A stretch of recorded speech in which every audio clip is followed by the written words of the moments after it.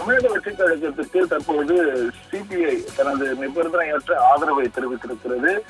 ஏற்கனவே தமிழக வெற்றி கழகத்துக்கு 113 சட்டமன்ற உறுப்பினர்கள் ஆதரவு தெரிவித்திருக்கக்கூடிய நிலையில் மேலும் 5 பேர் தங்களுக்கு தேவையாக இருந்த நிலையில் தற்போது 2 சட்டமன்ற உறுப்பினரை வைத்திருக்கக்கூடிய சிபிஐ தமிழக வெற்றி கழகத்துக்கு நிபந்தனையற்ற ஆதரவை கொடுத்திருக்கிறது. அதனால் தற்போது வரை தமிழக வெற்றி கழகத்துக்கு மேலும் 4 சட்டமன்ற உறுப்பினர்கள் தேவை என கருதப்படுகிறது. ஏனென்றால் இதுவரை அதாவது ஏற்கனவே 107 இடங்கள் தமிழக வெற்றி கழகம் மற்றும் அதே போல் 5 காங்கிரஸ் மற்றும் 2 இந்திய கம்யூனிஸ்ட் உள்ளிட்ட கட்சிகள் இருக்கக்கூடிய நிலையில் தற்போது இன்னும் 4 சட்டமன்ற உறுப்பினர்கள் தேவைப்படுகிறது. என்றால் காலை முதலே சுமார் 5 மணி நேரத்துக்கு மேலாக அதாவது இந்த ஆலோசனை கூட்டமானது மார்க்சிஸ்ட் கம்யூனிஸ்ட் மற்றும் இந்தியன் கம்யூனிஸ்ட் உள்ளிட்ட கட்சிகள் தொடர்ந்து ஆலோசனையானது நீடித்து வந்தனர். இதனிலையில இன்று மாலைக்குள்ளாக தங்களது தகவலை தெரிவிப்பதாக தெரிவித்திருந்தனர். இது தொடர்பாக தாவேகா துணை பொதுச் செயலர் இருக்கக்கூடிய சிடிஆர் நிர்மல்குமாருடன்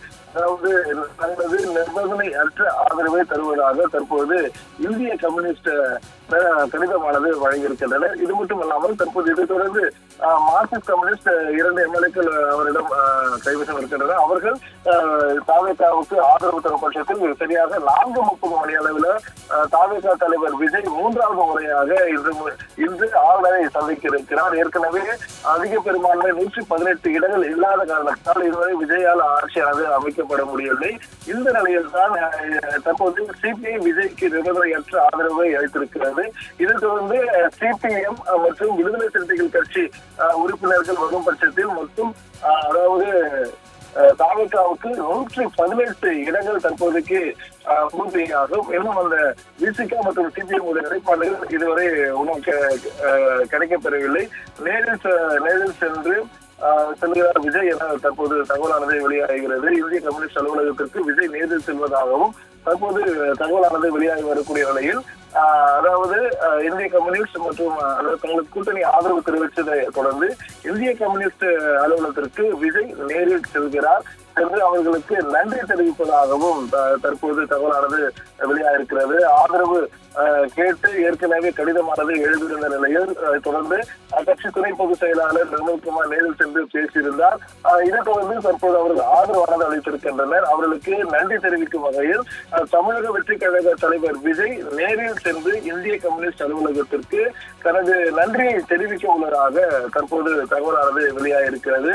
இதைத் தொடர்ந்து விஜய் தனது அதாவது தமிழக வெற்றி கழகம் அமைக்க இந்திய கம்யூனிஸ்ட் ஆதரவு தெரிவித்திருக்கக்கூடிய நிலையில் நேரில் சென்று விஜய் அவர்களுக்கு நன்றி தெரிவிக்க உள்ளார். இதைத் தொடர்ந்து மார்க்சிஸ்ட் கம்யூனிஸ்ட் அலுவலகத்திற்கும் தாவேகா நிர்வாகிகள் சென்றிருப்பதாகவும் அவர்களிடமிருந்தும் அவர்கள் அதாவது இவர்களுக்கு ஆதரவு தரக்கூடிய நிலைப்பாடு இருப்பதாகவும் தகவலானது வெளியாக இருக்கிறது. இன்னும் அந்த அலுவலகத்துக்கும் தாவேகாவினர் சென்றிருந்தனர். விடுதலை சிறுத்தைகளுடைய நிலைப்பாடு நாளைதான் தெரிய வரும் எனவும் அக்கட்சி தலைவர் தொல் திருமாவளவன் திட்டவட்டமாக தெரிவித்திருந்தார். ஏற்கனவே அதாவது இடதுசாரிகளுடைய சிந்தனையில் லாபம் பயணிப்பேன் என விடுதலை சிறுத்தைகள் தெரிவித்திருந்த நிலையில் தற்போது இந்திய கம்யூனிஸ்ட் தாவேகாவுக்கு எந்த நிபந்தனையற்ற ஆதரவை தற்போதைக்கு வழங்கி இருக்கிறது. இதைத் தொடர்ந்து மார்க்சிஸ்ட் கம்யூனிஸ்ட் வழங்கும் என தற்போது எதிர்பார்க்கப்பட்டு வருகிறது.